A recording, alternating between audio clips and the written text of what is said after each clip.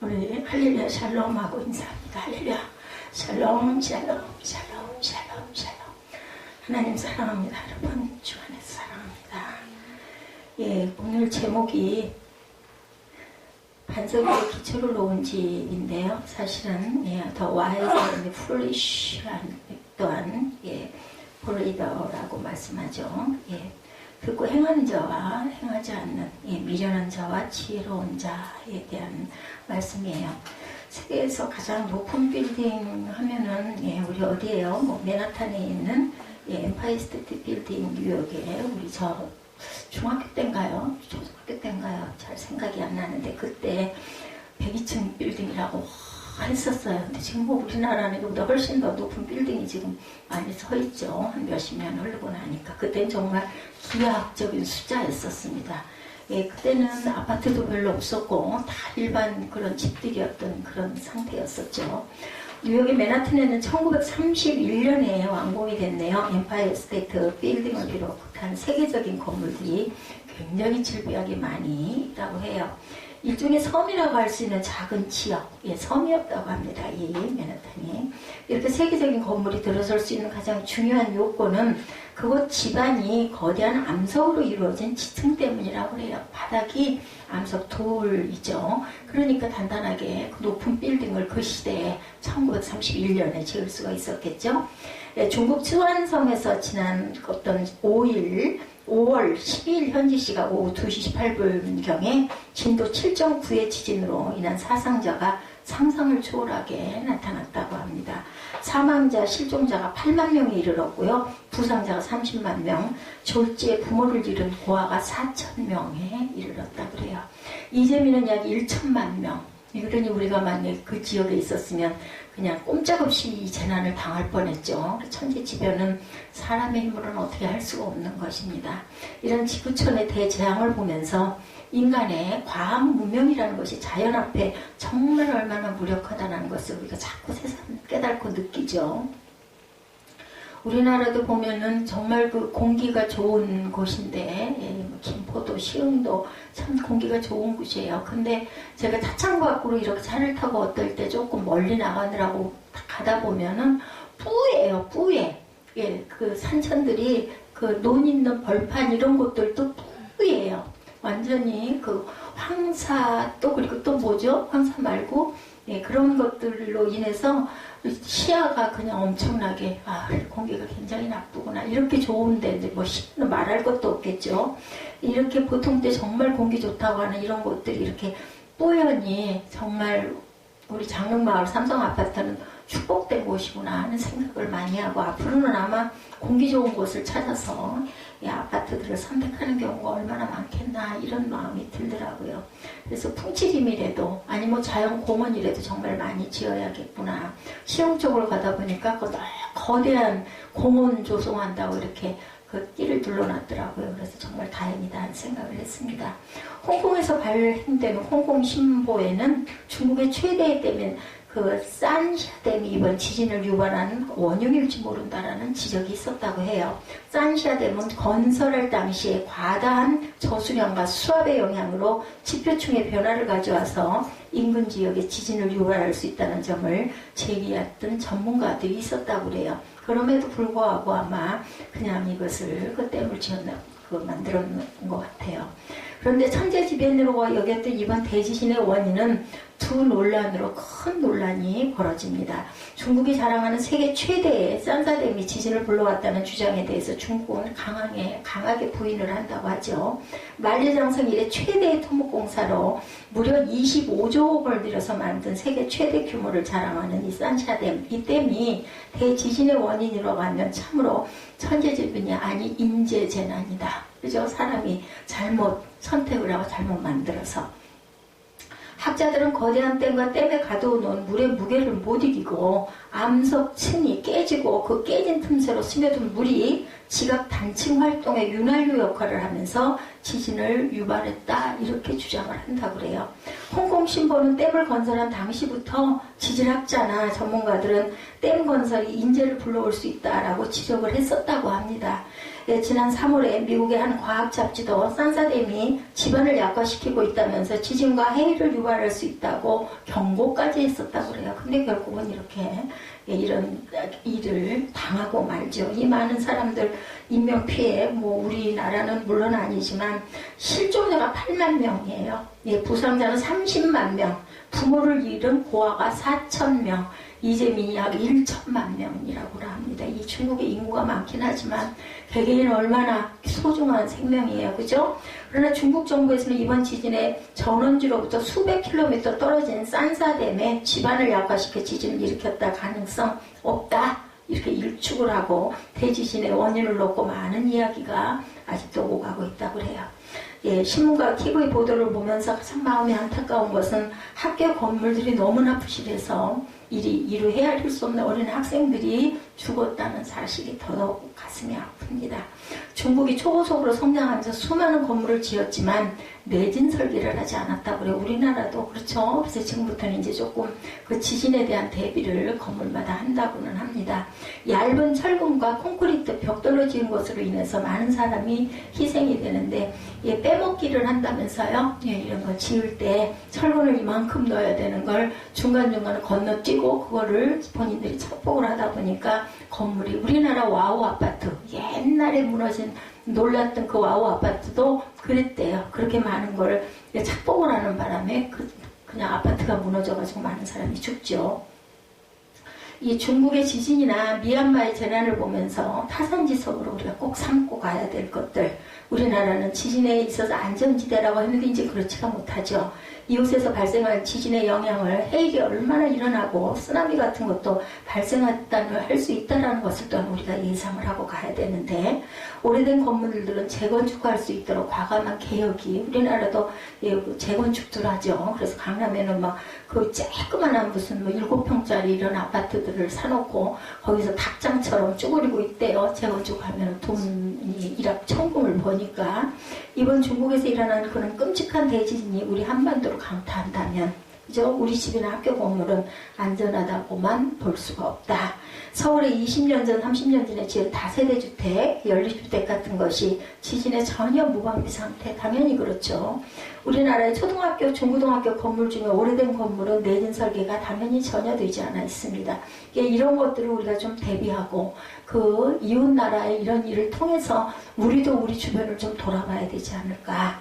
내진 설계가 필요한 이유는 설명할 것도 없죠. 대형 토목 구조물의 경우 사회적 필요성과 중요성을 감안한다면 구조물이 지진으로 인해서 기능을 상실하거나 파괴되거나 붕괴되었을 경우 인명 피해는 물론이고 재산 피해는 막대한 손실을 주겠죠.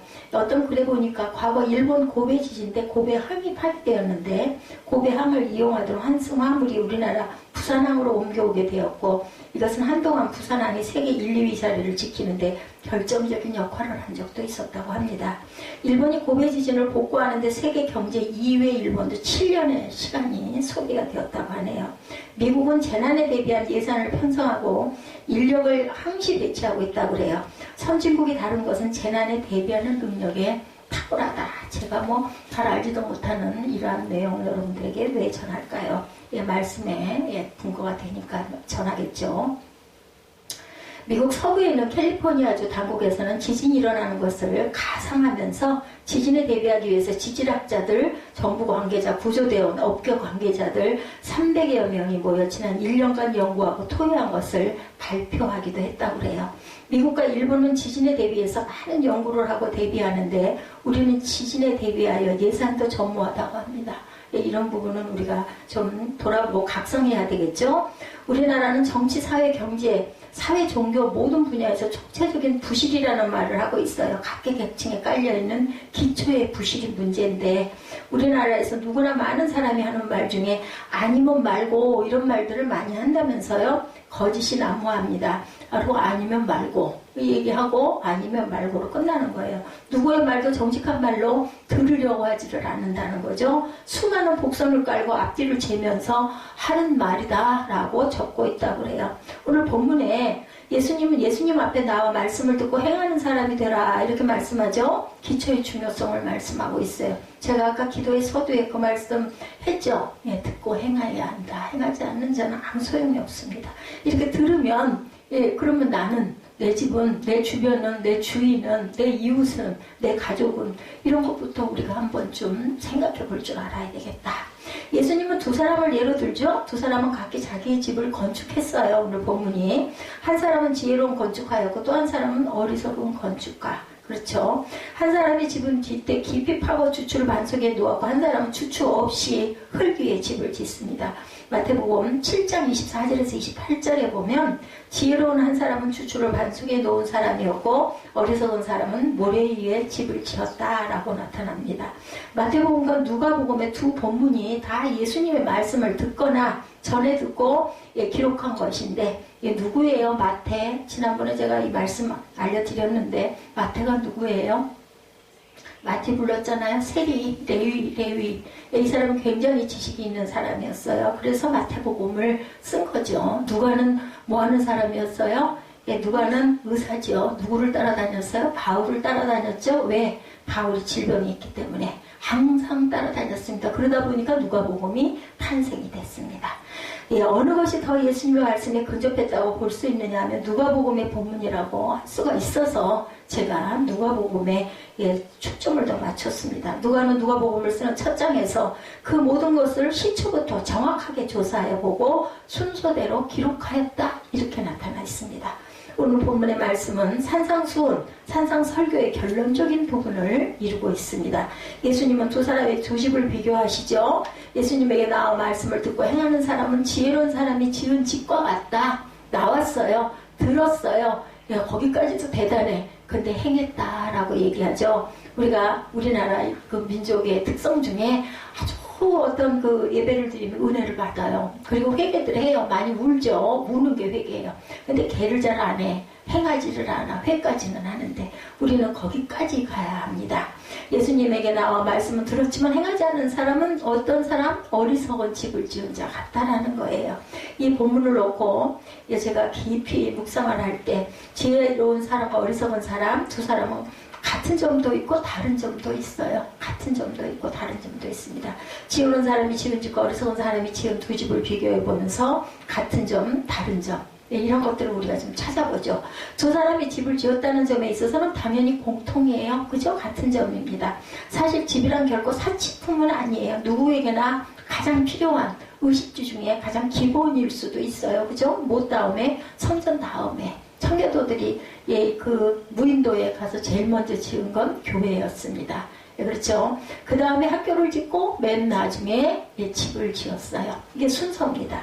남자라면 아내와 자식들을 데리고 살고 싶은 좋은 집을 건축하고 싶어 해요. 누구나. 솔로몬도 뭐부터 지었어요? 성전부터 지었죠. 두 사람이 살 집을 지어야겠다는 필요를 느끼죠. 자기 가정을 이루겠다는. 집이라는 사치품은 아니지만 튼튼하게 지어야 돼요. 잘 써야 되고 또 안전해야 되기 때문에.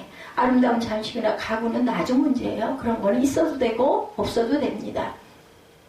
튼튼하고 문제가 없게 무너지지 않게 지어져야 된다. 근데 이 두 사람이 지은 집을 비교해보면 외형적인 모습은 당연히 보기에는 멋들어지고 어쩌면 또 부실하게 지은 집이 더 멋있어 보일 수도 있어요. 그죠? 주추를 놓을 때 깊이 파고 반석 위에 놓은 집이나 그냥 땅 위에 지은 집이나 볼 때는 그냥 그 집이 그 집 같아 보입니다.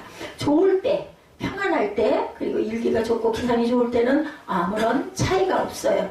건물의 외형적인 모습은 사실 그렇게 중요한 것이 아니에요. 그렇죠? 근데 또 요즘에는 또 외형도 상당히 눈길을 끌긴 하더라고요. 건물의 외형이란 피상적이라고 할 수 있습니다. 내용과 진실이 중요한데 건물의 외형이란 눈에 보이는 표면적인 것이고 내용보다는 좀 덜 중요하다. 우리나라 사람들은 내용보다는 외형을, 저도 아마 그쪽에 하나일 수도 있는 것 같아요. 멋들어지게 지은 건물 보면 눈이 한 번 더 가더라고요. 오늘 본문에 나오는 두 사람은 결정적으로 다른 점을 찾아봅니다. 좋을 때는 거의 같았는데 지혜로운 사람이 집을 지으면서 땅을 깊이 파고 주추를 놓으려고 했어요. 이 사람이 땅을 파는데 반석이 나올 때까지 파고 들어가서 주추를 놓으려고 하니 굉장히 힘들겠죠. 딱딱하고. 이 지혜로운 사람이 아직 기초공사도 끝나지 않았는데 어리석은 사람은 집을 거의 다 지었어. 제가 예전 이런 말씀을 드릴 때는 저 어린 날, 초등학교 때 달리기 리레이 나갔던 생각이 자꾸 들어요. 예, 그 400m 리레이. 그래가지고, 제비 뽑은 대로 이 레인이 정해져가지고, 맨 안쪽에 있는 레인은 맨 끝에 가서, 예, 엎드려서 준비를 하고, 맨 끝쪽을 뽑은 1, 2, 3, 4 레인이 있었는데, 맨 끝쪽을 뽑은 사람은 맨 앞에 서 있는 거예요. 그 대신 원이 제일 뒤쪽에 있죠. 근데 제가 안쪽 레인 두 번째였던 것 같아요. 내 앞에는 다 있어, 아이들이. 근데 나는 맨 꽁바리에서 뒤에서 두 번째. 달릴 때 마음에 낙심이 되는 거예요. 저 문제 따라가, 이 마음이.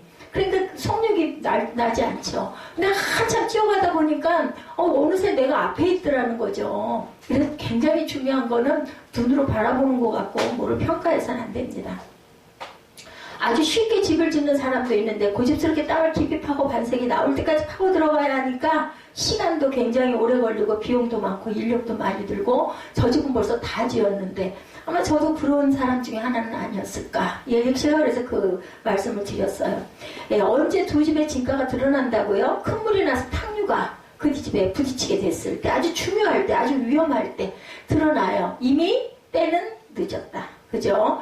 예, 이때 주춤 없이 흙 위에 지은 집은 탕류에 부딪히면 집이 바로 무너져. 파괴돼 버려. 물속에 있는 거 다 떠내려가. 여러분들은 그런 장마 안 겪으셨죠? 저는 겪었거든요. 예, 지금의 목동이죠. 예, 거기에서 이게 돼지가 둥둥 옛날 초가집 같은 그 지붕 꼭대기에 굴굴거리면서 막 위에 떠서 앉아가지고 가고 사람이 여기까지 물은 막 황토물이죠. 이렇게 생겨가지고 그래도 또 뭘 건지겠다고 그 집에 들어가고 집에 들어가면 방에 물이 3분의 2는 차 있어요. 근데 거기서 또 뭘 꺼내겠다고 막 거길 들어가고 나중에는 막 배가 왔다 갔다 하고 예, 제가 그랬어요. 우리 그 유은정 집사 제가 배가 이만했을 때 그때 지금 뭐 몇십 년 전이죠. 저희 집 떠내려갈까봐 그래서 유은정 집사 아빠가 거기서 내가 자겠다고 그래가지고 자고 우리는 전부 다 서울로 피난을 원했던 그런 일이 있었습니다. 마태복음에 보면 비가 내리고 창수가 나고 홍수가 나고 바람이 불어 그 집에 부딪히되 무너져 그 무너짐이 심하니라 이렇게 기록되어 있습니다. 환난의 바람이 이제 불어오는 거예요. 비유예요. 여러분들 잘 생각하시면서 들으시기 바랍니다. 우리는 다 신앙의 집을 건축하는 사람들이에요. 건축가들이에요. 예, 우리 사람들은 신앙생활을 하고 있죠. 요즘 지금 다. 그죠? 그래서 예배 드리시는 거 아니에요? 우리는 영적인 사람이고 신앙을 가지고 있습니다. 신앙은 가져도 그만이고 없어도 그만인 그런 것이 아니에요. 신앙생활을 취미삼아 오락삼아 가지는 것이 아니라 생명과 같은 필수적인 것이라는 것을 느끼시는 분일수록 은총이 충만합니다. 하나님의 은혜가 임하세요. 여러분들 안 부러우세요? 저는 여기 매일 거의 혼자 있는데 말썽 부리는 아들이 오락가락 하지만 거의 혼자 있고 혼자 24시간을 뭐 그렇다고 잠을 많이 자는 것도 아니고 아마 하루에 총 다 합하면 조금씩 자는 자투리잠까지 합하면 4시간 그래서 5시간 사이를 자는 것 같아요. 아주 특별한 경우를 빼놓고 그럼 나머지 시간이 얼마나 많아요. 그 시간 내내 누가 그런 얘기 하잖아요. 우리 그 전도사님 여기 오시면 아유 불 그렇게 깜깜하게 꺼놓고 계시면은 우울증 걸리는데 뭐 아이고 안 되는데 뭐 눈 나빠지는 이런 얘기 많이 하다가 그냥 가요. 고집을 부리고 말을 안 들으니까인데요. 저는요 눈을 뜨고 있는 것처럼 이 시야가 그렇게 깜깜하게 안 느껴져요. 환하게 느껴지고 그리고 항상 하나님의 은혜를 제가 느껴요, 몸으로. 제가 몸이 굉장히 불편하잖아요. 물론 짜증을 낼 때도 있고, 화를 낼 때도 있고, 소리를 지를 때가 있어요. 어떤 그 영향으로 인해서. 혼자는 절대 그럴 일이 없죠. 예, 그런데 중요한 것은 하나님이 항상 은혜를 주시는 거. 여러분 안 부러우세요. 이 은혜 가운데 사시기 바랍니다. 그리고 하나님은요, 얼마나 저를 사랑하시는지 조금만 기도하면은요, 마음의 감동도 주시고 답도 주시고 보여주시고 느끼게 해주시는 그런 하나님. 이 은혜가 너무 감사해. 이 은혜는요, 저는 정말 하나님 말을 잘 안 들었던 딸이에요. 그래서 이렇게 늦게 은혜를 받았죠. 젊어서 20살에 신학대학을 가는 사람은 정말로 복된 자예요. 부모의 기도가 있었기 때문이라고 저는 생각을 합니다.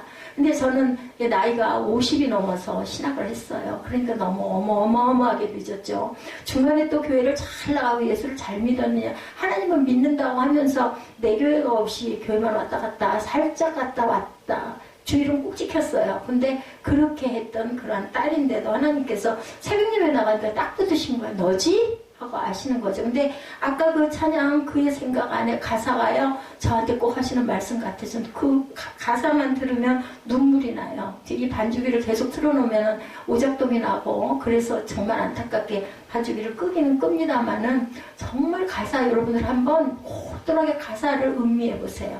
하나님이 우리를 그렇게 끝없이 사랑하고, 저만이 아니에요. 여러분들이 하나님을 구할 때, 하나님에게 집중할 때, 뭐 어떤 소리가 나든 말든 그냥 생각 자체가 전체가 하나님한테 꽂혀 있을 때 하나님께서는요, 우리가 하나님께 귀만 기울이면 들려주셔요. 왜 못 들어요? 귀를 안 기울이기 때문에, 다른 것에 목적을 두시기 때문에 안 들리세요. 부러워하시기 바랍니다. 부러워하시면 천국은 어떤 자의 것? 침노하는 자의 것이라고 그랬어요. 나도 그럴 거야. 나도 할 거야. 누가 그렇게 셈이 많았던가요? 야곱이 셈이 많았죠? 그래서 12지파에 그죠? 그 수장이 되게 해주셔요. 야곱은 정말 못됐었어요. 뭐, 거짓말도 잘하고, 그죠? 그리고 막 욕심도 많고, 이랬던 그런 야곱. 야곱 같은 오죽하면 뭐 같다 그래요? 지렁이 같다 그랬어요. 지렁이. 사람도 아니고 지렁이 같다 그랬어요. 그런데도 하나님 경외하는, 하나님 사랑을 받고 싶은 욕심이 그렇게 많기 때문에 하나님이 들어서 이스라엘이라는 칭호를 주시잖아요. 예, 이스라엘, 너는 하나님의 나라다. 예, 이런 그 특별한 사랑을 주시는 그런 하나님.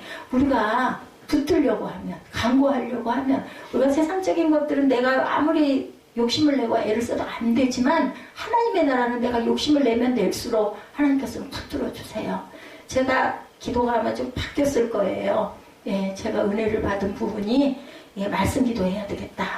말씀이 답이거든요. 성경 안에 있는 말씀들이 답이에요. 누구 놓고 기도할 때, 예, 사무엘 놓고 기도할 때 하나님께서 생명을 주시겠다라고 말씀을 하시는 거죠. 그러면 그 말씀의 앞뒤 본문을 쭉 찾아보면은 답이 나와 있어요.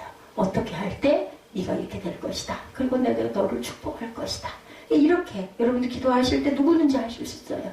말씀 내 마음에 와서, 요즘은 묵상 많이 하시죠. 예, 뭐 휴대폰 가지고도 얼마든지 하시는 좋은 말씀들 많이 올라와 있고, 아, 이 말씀 너무 귀하네. 이 말씀이 내 눈에, 그 대신 집중하세요. 그 말씀을 보실 때는 단 3분이라도, 단 5분이라도 집중하셔가지고 그 말씀을 붙들고 그거 예, 눈 뜨고 기도하세요. 제가 오늘 그 예배 그 시작하기 전인가요? 그때 마음에 주시더라고요. 아, 다 못 외우잖아요. 눈을 뜨고도 상관없어요. 입술로 고백하세요. 그러다 보면은 그게 내 기도가 되고, 그게 은혜가 되고, 응답이 됩니다. 쓰는 것도 중요하지만, 저도 예전에 많이 써봤어요. 쓰다 보면 쓰는 것에 집중하게 돼가지고요, 예, 느끼지를 못할 때가 있어요. 왜냐면 나 요만큼 써야 되니까, 이거 2장 써야 되니까. 그러다 보면 막 그 쓰는 양, 그 채우려고 하다 보면은 귀에 들어오진 않아요. 근데 입술로 고백하면서 그 의미를 묵상하면서 단 5분이라도 하실 수 있잖아요. 마음만 먹으면. 그러면 하나님의 은혜가 여러분에게 똑같이, 저보다 오히려 더 깊이, 여러분들은 젊고 하실 일도 많고, 저 요즘에 자꾸 그걸 깜빡깜빡 하는 게 너무 많아요. 예, 요즘에 뭐 주보 만드는 부분이 지금 자꾸, 그런데 여기 프린터가 잘 안 되다 보니까 고내져서 하다 보니까 막 더 위에 더 씌워져가지고 해놨던 것들을 자꾸 날려버리는 경우가 있고, 제가 주보를 그 주 거를 그 전주에 하는 게 아니라 한 2주 전 거 이상까지가 앞에 나가 있다 보니까 막 이게 혼동이 되는 그런 일들이 일어나요. 여러분들은 젊고 기억력도 좋고 외우기도 잘하시잖아요. 얼마나 저보다 장점이 많으세요. 막 달려다니실 수도 있잖아요. 저는 못 달려다니잖아요. 그런데도 그렇다 해도 나머지 부분으로 또 하나님이 채우시는, 제가 박일순 그 집사님이 어떤 면으로는 물론 나 엄청 불편하고, 예, 그 가족이 볼 때는 너무 안타까운 일이긴 하지만, 우리가 뭐 살았다는 게 뭐겠어요.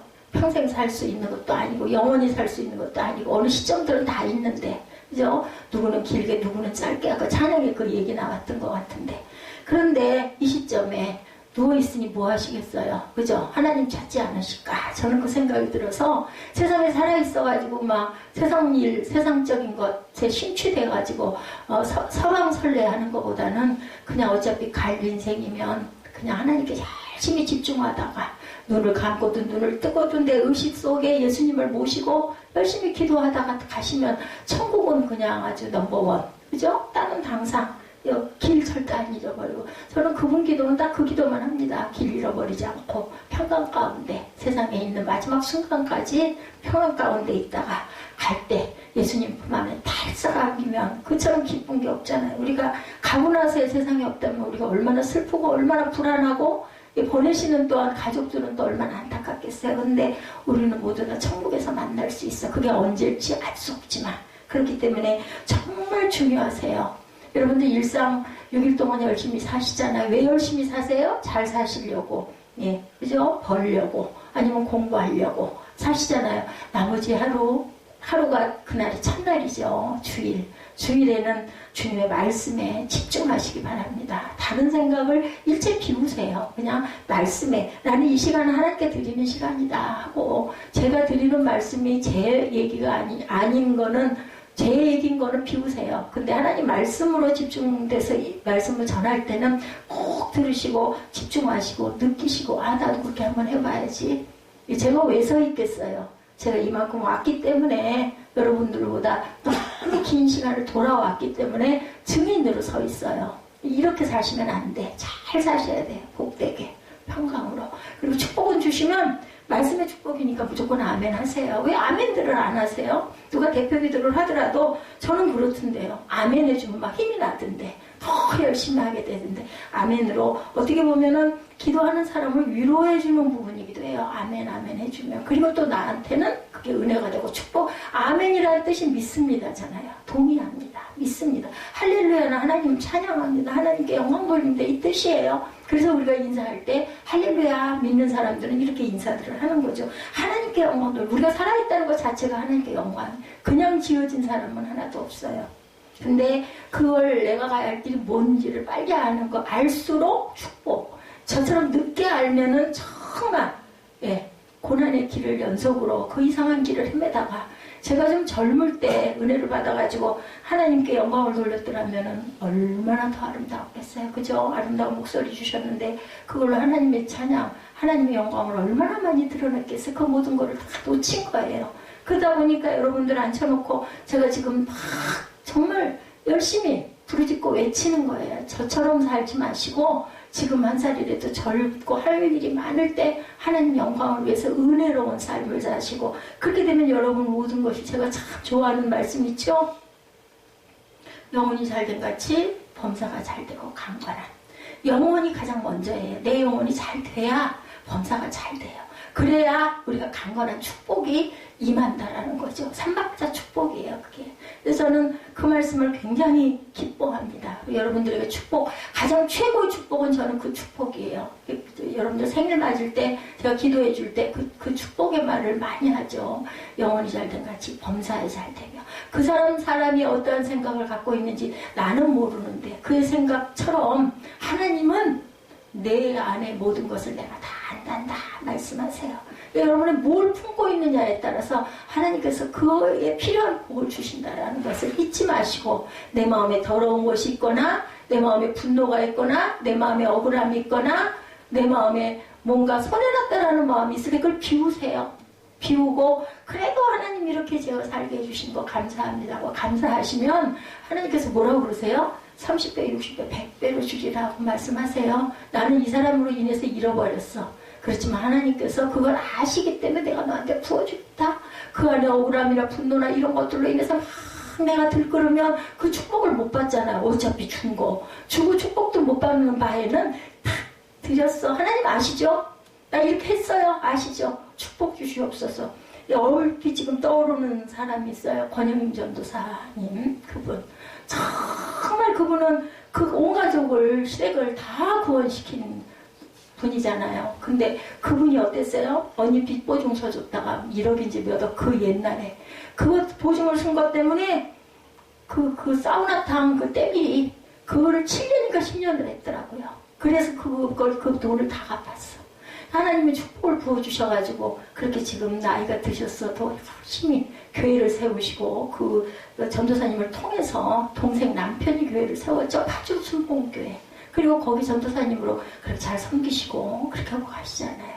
하나님께서는 분명하게, 지난번에 제가 한번 그 예화 말씀드리다가 물었던 적이 있었죠. 새벽 예배에서 느꼈다고.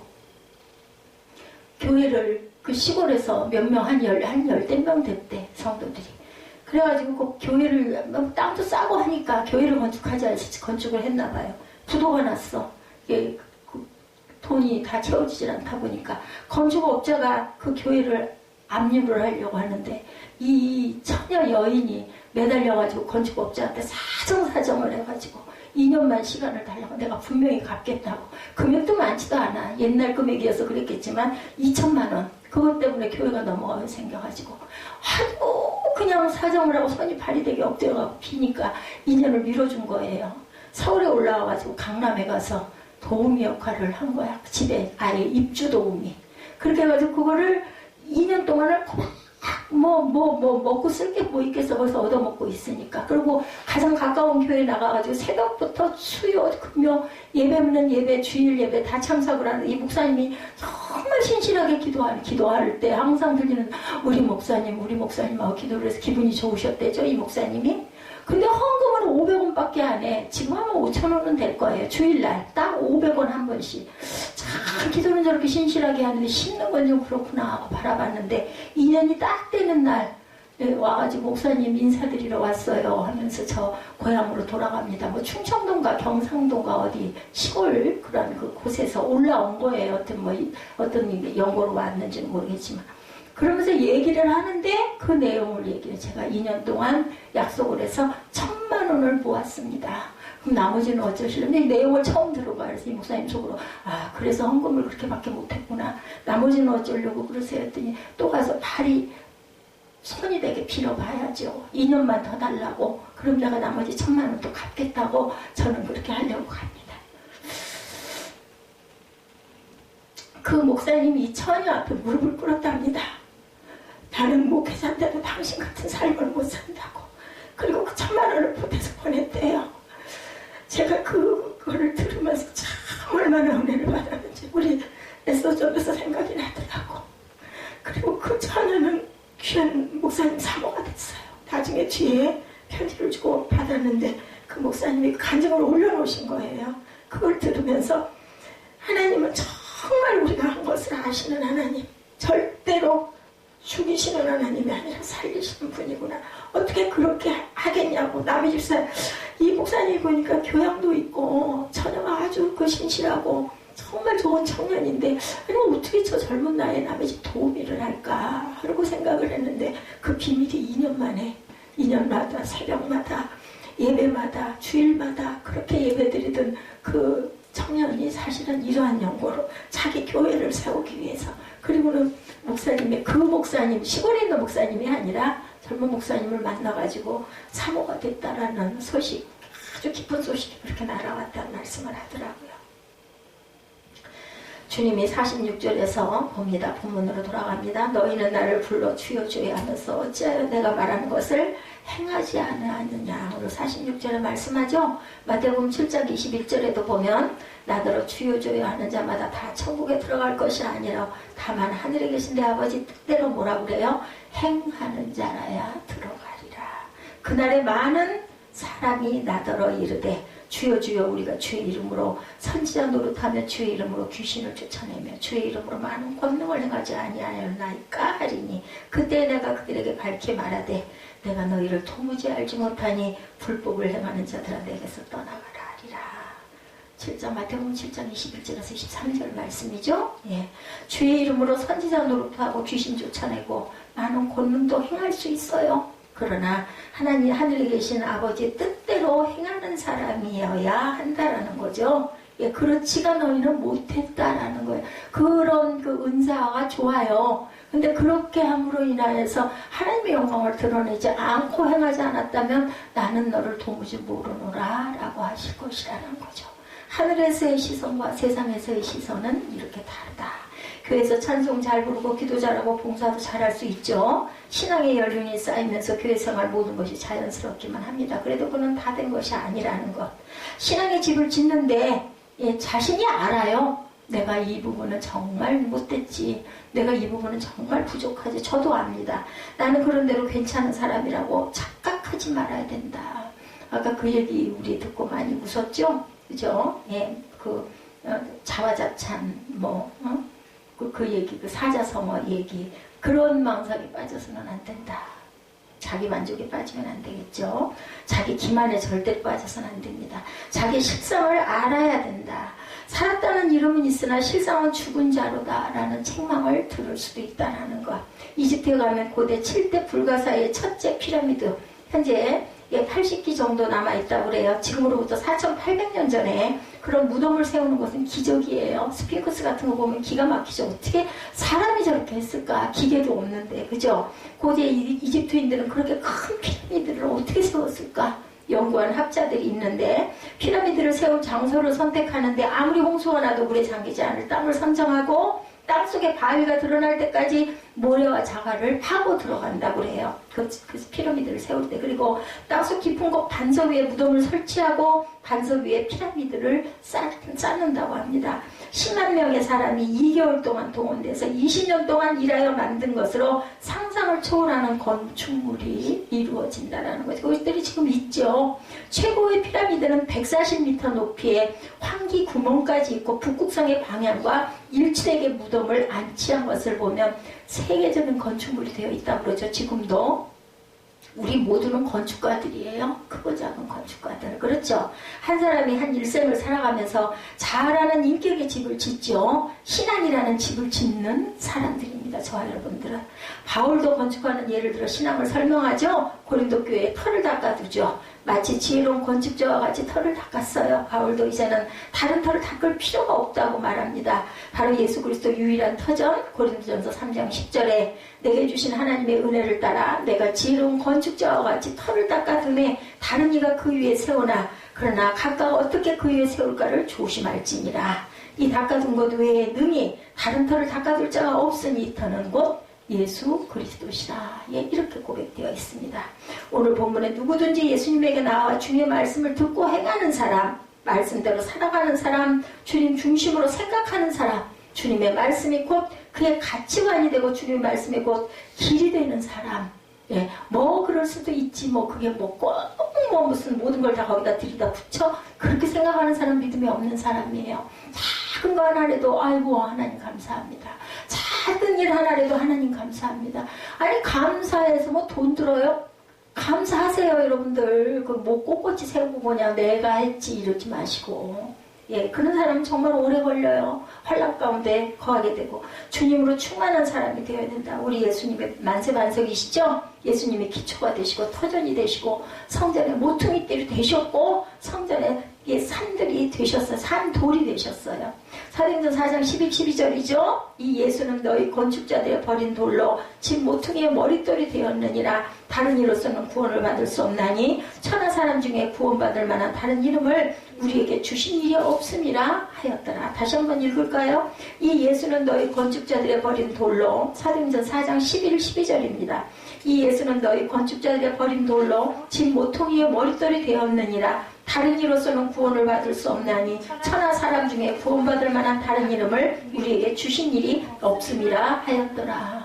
성경 말씀을 1.1획도 변함이 없으세요. 그리고 성경 말씀이 질문이고 성경 말씀이 답입니다. 그래서 답을 찾으시면 그거 붙들고 기도하시면 하나님 반드시 들으시고 이루시면, 왜냐하면 하나님이 하신 말씀이잖아요. 그러니까 모세도 그랬고 다윗도 그랬고 시편 전체가 그래요. 하나님께 막 이야기합니다. 하나님이 이렇게 하시지 않았어요? 하나님이 이렇게 해주신다고 하시지 않았어요? 모세도 그렇게 얘기하죠. 하나님이 그렇게 하신다고 하셨는데 왜 이걸 안 해주십니까? 그럼 어떻게 해줘야죠. 그죠? 내가 너하고 약속했구나.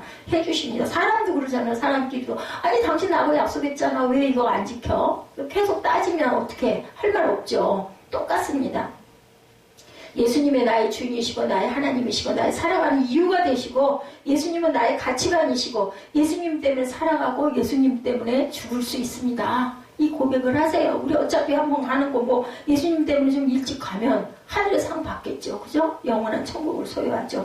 주님의 말씀이라고 하면 죽어도 그대로 살아갈 거고 주님이 기뻐하시 않는 일이라면 죽어도 할 수 없다. 예, 이런 마음으로 사시기 바랍니다. 어느 누가 알아준다고 해서 우쭐거릴 것도 없고 알아주지 않는다고 해가지고 실망할 것도 없다. 내가 알고 우리 주님이 알고 하나님이 알아주시는데 뭘 더 걱정할 일이 있겠는가. 예, 하나님이 지으신 우리는 형상인데 뭐 사람이 뭐 좀 어쨌다고 해가지고 상처받을 건 뭐 있어. 나는 하나님의 귀한 작품인데 우리는 하루하루를 은혜로 살고 주님과 의논하고 주님을 묵상하고 주님이 원하신 일을 하면서 하루하루를 보냅니다. 지금으로부터 30년 전 1970년 그 신천 로타리 근처에 그 시민 아파트, 제가 와우 아파트 말씀드렸죠. 5층 건물 한 동이 붕괴돼서 33명이 죽고 40명이 중경상을 입은 대형 사고. 뭐 아이고 아까 중국 얘기에 비하면 아무것도 아닌데도 그때 대단했어요. 그래서 아주 와우 아파트가 아주 그 이니셜이 됐었어. 와우 무너지는 곳이라고 그런 얘기를 다 할 정도예요.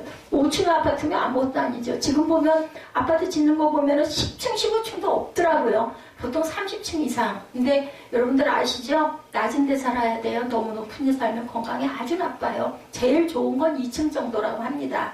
예, 그래서 이 고층에 사는 건 고층 그 병이 있다고 해요.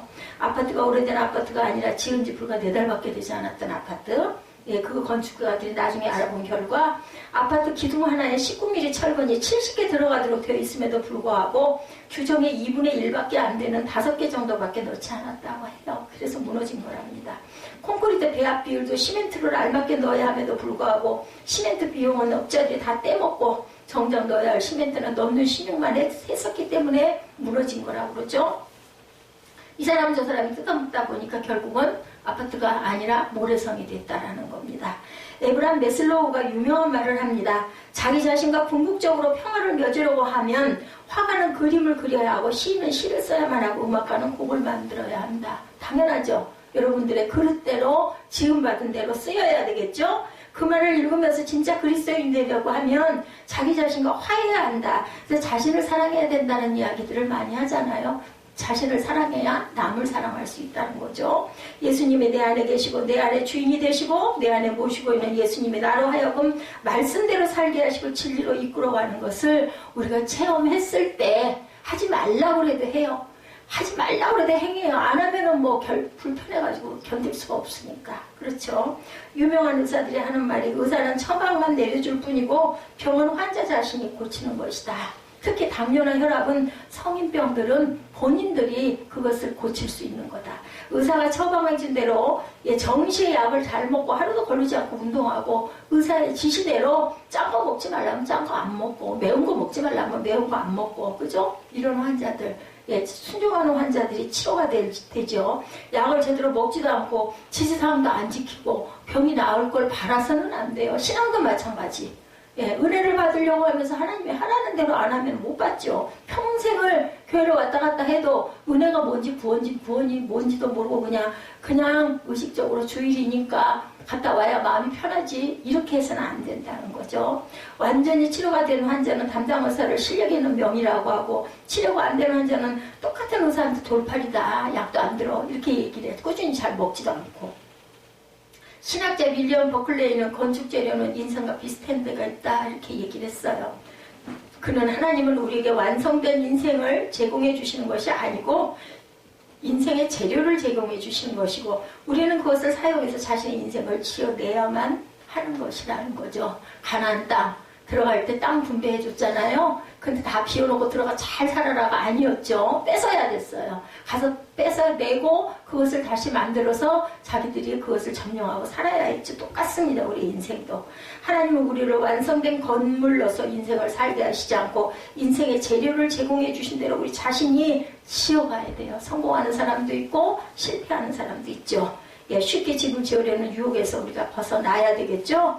저와 여러분의 심령 속에 예수님을 모시고 예수님과 함께 동행하시고 그리고 예수님을 항상 앞에 가시게 하고 우리는 뒤 따라가고 내 욕심대로 내 마음대로 벗어나지 말고 그 모든 세상의 유혹을 벗어버리는 저와 여러분이 되셔야 되겠죠. 나를 쳐서 말씀에 복종할 줄 알아야 되겠다. 우리가 바로 행하지 못할 때 많아요. 하다가 포기할 때도 많아요. 그래도 한 번 행해본 사람은 두 번째 또 그 마음이 왔을 때 다시 또 하고 실패했다. 아까 누가 기도하신 부분이 아주 엎드러지지 않으면 주께서 나와 함께 하심이라고 그랬죠? 우리가 아주 쓰러지지 않아요. 왜? 붙들렸어 이미. 그렇기 때문에 가장 중요한 건 순종이에요. 예, 그냥 그대로 해야 빠르지 않아. 내가 얼른 그 자리에 들어가지 않겠느냐는 거죠. 힘들지만 우리 인생은 하나님의 말씀을 듣고 말씀대로 행하는 사람들이 되었을 때 하나님의 은혜가, 하나님의 목적이, 하나님의 뜻이 여러분 안에 임할 줄 믿습니다. 여기 나와 듣는 것보다 강조하신 말씀을 행하는 사람, 이 말씀을 읽고 듣고 행하는 사람이 복이 있다고 말씀하죠. 인생이란 집을 잘 짓고 신앙이란 집을 잘 짓는데 말씀 중심으로 행하는 중에 아름다운 집을 소유하시는, 그리고 영원한 천국의 복락을 받으시는, 살아서도 돌아가서도 받으신 저와 여러분들이 되시기를 주님의 이름으로 축복합니다.